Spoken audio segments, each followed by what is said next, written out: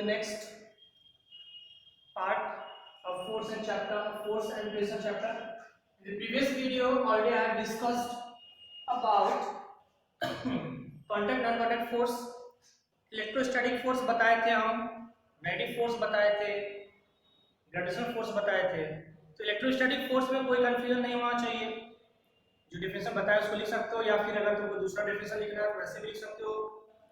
जैसे for example the force exerted by charge body, ठीक है, the force exerted by charge body on uncharged और a charge body is known as electrostatic force. या previous जो definition बताया वो भी लिख सकते हो। अब हम लोग पढ़ेंगे next topic, that is pressure.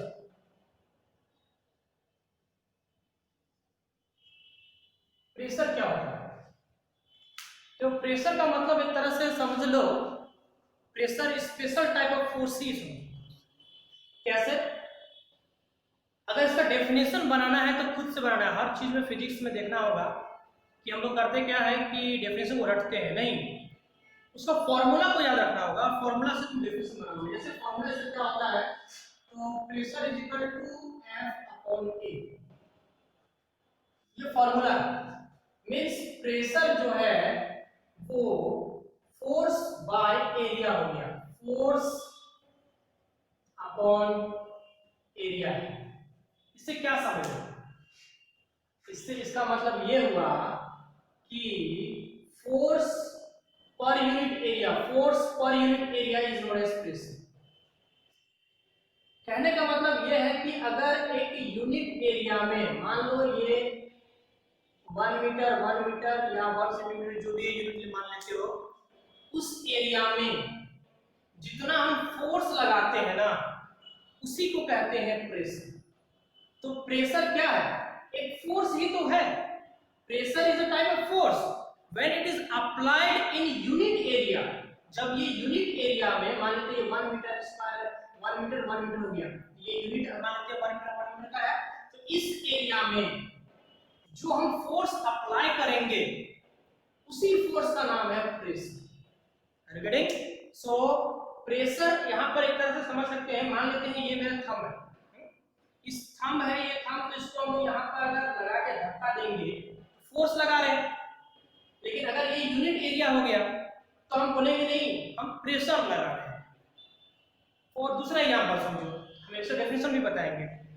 अगर मान लो एक पेन लेते हैं, ये पेन है, तो इस पेन में से अगर ये जो नॉब है इसका टिप पॉइंट में, इससे अगर हम लोग यहाँ पर लगाएंगे, दबाएंगे, फोर्स लगाएंगे, तो हम लोग को ज्यादा महसूस होता है फोर्स। क्यों? क्योंकि इसमें एरिया जो है यहाँ पर वो कम है। इसी को उल्टा करके अगर हम लोग क्या करें कि यहाँ पर अगर प्रेशर लगाएंगे तो जितना प्रेशर से इसको दबा पाए हम लोग, उतना प्रेशर इसको दबाएंगे तो वो अंदर चला जाएगा, है कि नहीं? तो अभी इसको डिटेल में समझाते हैं। पहले इसका डेफिनेशन क्लियर करके समझ लो। फोर्स पर unit area is known as pressure. इसका डेफिनेशन क्या लिखोगे? लिखोगे pressure is defined as the force applied on unit area is known as pressure. या फिर वैसे ही स्टार्टिंग में बोल दियो प्रेशर इज डिफाइंड, तो जरूरत नहीं है बाद में बताना। Pressure is defined as the force applied on unit area, बस this is the complete definition of pressure. या फिर ऐसे बोल सकते हो the force applied on unit area of a surface is known as pressure, ये भी बोल सकते हो। तो उसके नीचे लिखोगे डेफिनेशन नीचे, that is P is equal to F/A। ये डेफिनेशन हो गया और फॉर्मूला हो गया। अब यहाँ पर दो चीज छिपा हुआ है। कुछ बच्चे ऐसे थे जो मेरे को पूछ रहे थे ये प्रूफ कैसे कर देंगे, है ना? दो चीज छिपा हुआ है। क्या क्या छिपा हुआ है इसको देखो। पहला चीज,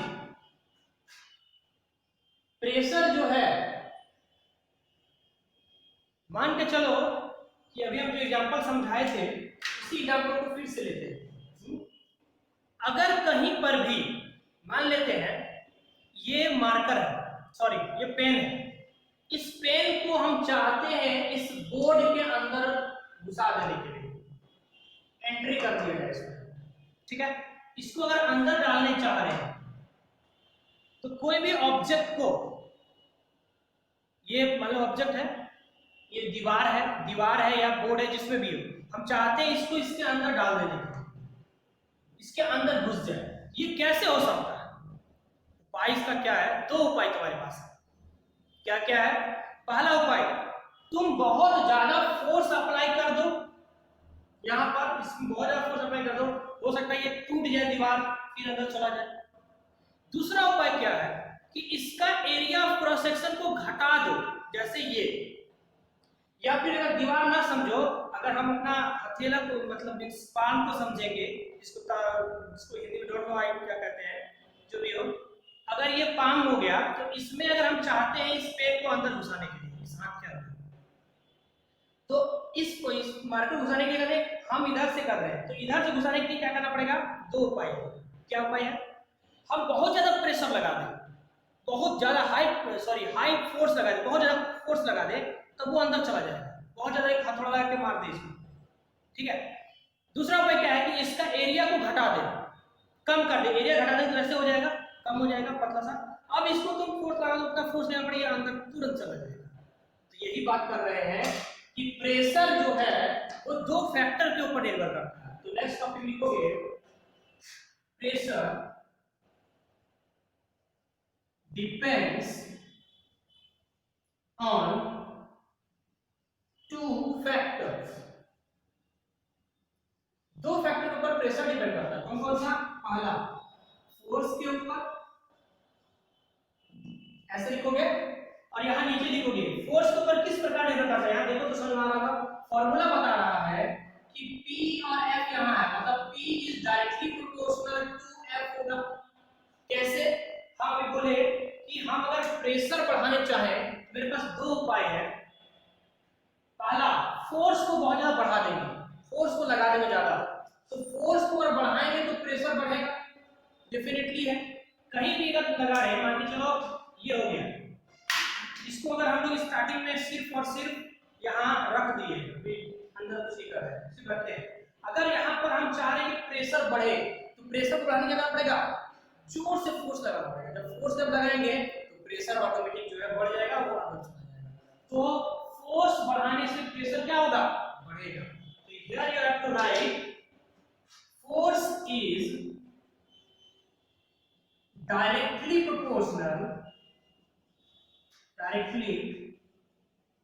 proportional force is directly proportional to the, sorry यहाँ प्रेशर लिखो सबसे अच्छा होगा, आगे भी प्रेशर लिखना, इसको काट के लिख दो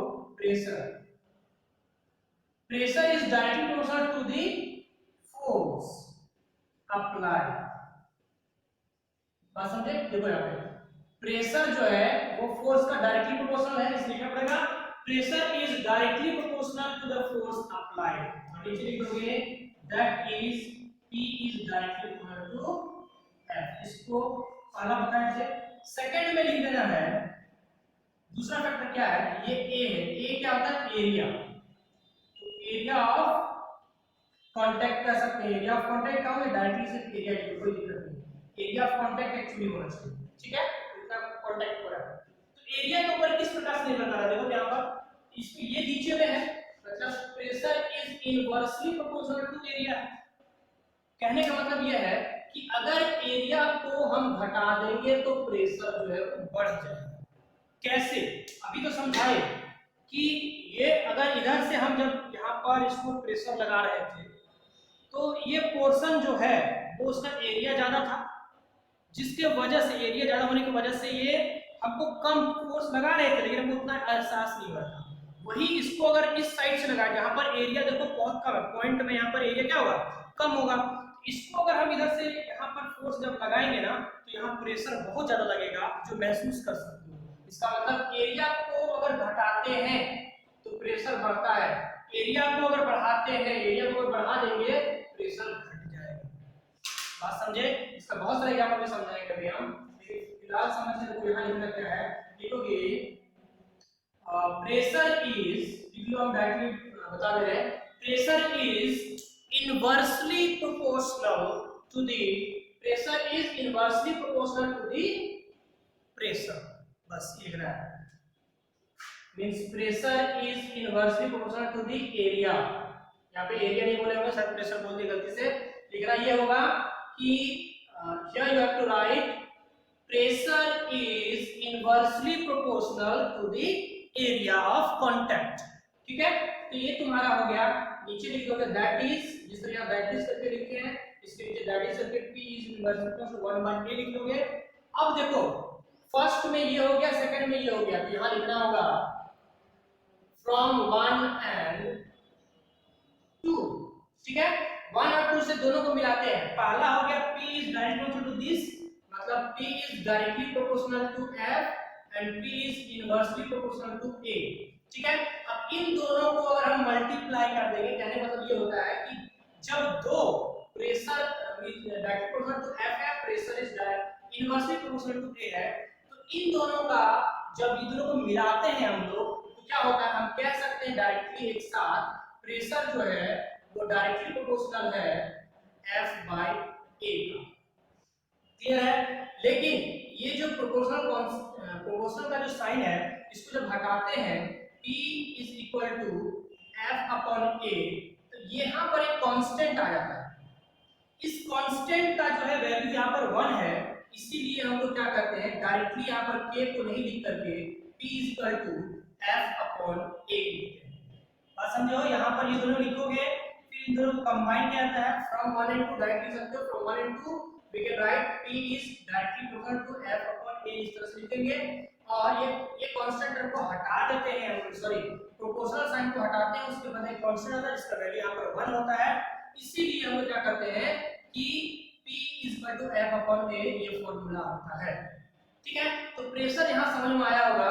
इसके नीचे हम यूनिट के बारे में बात करेंगे, थोड़ा वो यूनिट लिख लेना होगा। ठीक है, नेक्स्ट टॉपिक होगा unit of pressure. Unit of pressure, unit of pressure में क्या बताना है, फॉर्मूलास निकालेंगे। p is equal to f/a। हम बताए हैं स्टार्टिंग में ही कि फोर्स का यूनिट क्या होता है, तो न्यूटन होता है। एरिया का यूनिट क्या होता है, तो मीटर स्क्वायर होता है। मतलब कह सकते हैं न्यूटन पर मीटर स्क्वायर जो है ये प्रेशर का ही यूनिट है। कैसा यूनिट है, तो SI यूनिट है। लिखोगे the SI unit of pressure is Newton पर मीटर स्क्वायर, और न्यूटन पर मीटर स्क्वायर का ही दूसरा नाम है पास्कल, और इसको PA से डिनोट करते हैं। बस समझो, न्यूटन पर मीटर स्क्वायर को हम लोग कहते हैं पास्कल, जिसको PA से डिनोट करते हैं। तो अगर तुम ऐसा यूनिट में लिख सकते हो, या तो बताओगे न्यूटन पर मीटर स्क्वायर, या तो बताओगे pascal is the SI unit of pressure. ठीक है, तो अब यहाँ से जो है हम थोड़ा सा एग्जांपल जो है वो भी बताते हैं कि एग्जांपल कैसे हम लोग यहाँ से समझ सकते हैं। ठीक है, एग्जांपल के तौर पे या फिर इसका एप्लीकेशन बोले, एग्जांपल दोनों हम बोल के रख देते हैं। पहला एग्जांपल लिख सकते हो, या नेक्स्ट टॉपिक लिखोगे एप्लीकेशन ऑफ प्रेशर। ठीक है, दो तीन बहुत एकदम प्रैक्टिकल लाइफ के एग्जांपल बताते हैं। तुम्हारे घर में नाइफ होगा, चाकू। तो नाइफ का क्या होता है कि दो एंड जो है, एक एंड जो है इधर से जिधर से हम लोग कट करते हैं, एक एंड शार्प होता है। इसको शार्प क्यों रखा जाता है, मतलब शार्प का मतलब ज्यादा नुकीला क्यों रखा जाता है इसको? क्योंकि जैसे मान लो ये एप्पल है, ठीक है, इस एप्पल में, इस एप्पल को मान लेते हैं, ये कोई एप्पल हमारे पास तो है नहीं, एक एग्जांपल लेते हैं, हम मान लेते हैं इसी को। ठीक है, इसके साथ इसको हम काटने चाह रहे हैं, ठीक, इसको कट करना चाह रहे हैं, तो ऐसे से करेंगे, ये कट होगा क्या? नहीं होगा। क्यों? इसका एरिया जो है ना वो ज्यादा है। लेकिन जब चाकू लेंगे तो चाकू का जो एक एंड होता है वो क्या होता है कि शार्प होता है। तो अगर शार्प हुआ, ज्यादा शार्प रहेगा, तो क्या होगा कि जब हम एप्पल में इसको टच करेंगे ना, तो एप्पल के साथ टच जो होगा वो उसका एरिया ऑफ कांटेक्ट कम होगा। ठीक है, तो एरिया ऑफ कांटेक्ट अगर कम होगा तो आसानी से, जब एरिया ऑफ कांटेक्ट कम होगा, एरिया क्या हो गया, कम है, तो एरिया अगर कम है तो प्रेशर क्या होगा, ज्यादा लगेगा। तो अगर एरिया कम हो गया तो प्रेशर ज्यादा, तो प्रेशर ज्यादा है तो घट जाएगा आसानी से। दूसरा एग्जांपल बताते हैं हम। जो हम लोग अगर यहाँ पर कील मींस जो नेल्स होता है उसको अगर हम लोग यहाँ पर अंदर हैमर से जब उसको ठोकते हैं अंदर करने के लिए, तो अंदर क्यों जाता है? इसको ये जो थंब है इसको हम लोग लगा रहे हैं उतना फोर्स, तो ये अंदर नहीं जा रहा है। ये अंदर क्यों जा रहा है? क्योंकि इसका एरिया ऑफ कांटेक्ट जो है वो कम होगा, तो आसानी से वो अंदर चला जाएगा। क्यों? एरिया अगर कम हुआ तो प्रेशर क्या होगा? ज्यादा होगा। दूसरा एग्जांपल, तुम लोग बैग जो लेके आते हैं स्कूल बैग, स्कूल बैग जो है उसका जो स्ट्रैप होता है वो थोड़ा चौड़ा रखा जाता है, देखिए वो क्यों रखा गया है? पतला सा धागा भी तो दे सकता था, यहाँ पे धागा देता और तुम लेके आते। तो जब धागा रहता पतला सा रहता पतला, तो यहाँ पर शोल्डर में जो है वो पतला अगर होगा तो एरिया जो होगा उसका कम होगा। तो एरिया अगर कम हुआ तो क्या होगा कि यहाँ पर एरिया अगर कम हो गया मतलब घट गया, तो एरिया घट गया तो प्रेशर क्या होगा? बढ़ जाएगा। तो एरिया अगर घट गया तो प्रेशर बढ़ेगा। तो प्रेशर एरिया अगर वो पतला सा रस्सी लगा देंगे तो एरिया जो है घट जाएगा। एरिया अगर घटेगा तो प्रेशर ज्यादा लगेगा। और यही अगर चौड़ा रख देंगे, वाइड रखेंगे उस स्ट्रैप को, तो क्या होगा कि एरिया ऑफ कांटेक्ट क्या हो गया? ज्यादा हो गया। तो अगर एरिया ज्यादा तो प्रेशर क्या होगा? कम हो जाएगा। क्यों? Because pressure is inversely proportional to area, और इसीलिए आसानी से हम लेकर जाते हैं। नेक्स्ट एग्जांपल समझ सकते हो, जो बड़ा बड़ा गाड़ी होता है, गुड्स का गाड़ी होता है, उसमें टायर जो मोटा मोटा रखा जाता है। टायर को मोटा रखने का मकसद क्या है? उस टायर को मोटा रखने का मकसद होता है कि टायर जितना मोटा रहेगा एरिया ऑफ कांटेक्ट ज्यादा होगा। तो एरिया ऑफ कांटेक्ट अगर ज्यादा होगा तो प्रेशर क्या होगा?